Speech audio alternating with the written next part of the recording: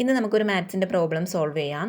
Question വന്നിട്ട് 8+3 into 2-4 divided by 2+6 വില എന്ത് എന്നാണ് ക്വസ്റ്റ്യൻ. അപ്പോൾ നമുക്ക് എങ്ങനെ സോൾവ് ചെയ്യാമെന്ന് നോക്കാം. ഇങ്ങനത്തെ ഒരു ക്വസ്റ്റ്യൻ വരുമ്പോൾ നമുക്കൊരു ഡൗട്ട് ഉണ്ടാകും, ആദ്യം പ്ലസ് ആണോ ചെയ്യേണ്ടത്, ഇൻറ്റു ആണോ ചെയ്യേണ്ടത്, മൈനസ് ആണോ ചെയ്യേണ്ടത്. അപ്പോൾ നമ്മളിത് ബോർഡ് മാസ് രീതിയിലാണ് ചെയ്യേണ്ടത്. ബോർഡ് മാസ് എന്താണ് ബോർഡ് മാസ് എന്നുള്ളത് അറിയാമായിരിക്കും എല്ലാവർക്കും.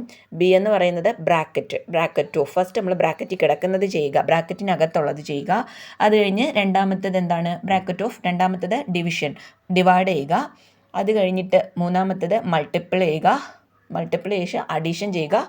ഏറ്റവും ലാസ്റ്റ് സബ്സ്ട്രാക്ട് ചെയ്യുക. അപ്പോൾ ഈ ബോർഡ് മാസ് രീതി ഫോളോ ചെയ്ത് കഴിഞ്ഞാൽ നമുക്ക് ഇങ്ങനത്തെ വരുന്ന ക്വസ്റ്റ്യൻസ് തെറ്റാണ്ട് തന്നെ ആൻസർ ചെയ്യാൻ പറ്റും. ആദ്യം ക്വസ്റ്റ്യൻ കിട്ടുമ്പോൾ തന്നെ നമ്മൾ ആദ്യം ഡിവൈഡ്, പിന്നെ മൾട്ടിപ്പിൾ, അത് കഴിഞ്ഞിട്ട് അഡീഷൻ ആൻഡ് സബ്സ്ട്രാക്ഷൻ, ഈ 4 ചിഹ്നവും അടയാളപ്പെടുത്തിയിടുക.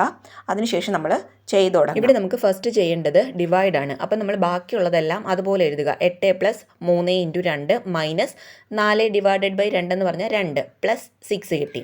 ഇനി അടുത്ത് നമ്മൾ ബാക്കിയുള്ളത് ചെയ്യുക. അതായത് 8 പ്ലസ് അടുത്ത മൾട്ടിപ്പിൾ അല്ലേ, അപ്പോൾ 3 ഇൻറ്റു 2 6 -2 +6 അതുപോലെ എഴുതിയിട്ടുണ്ട്.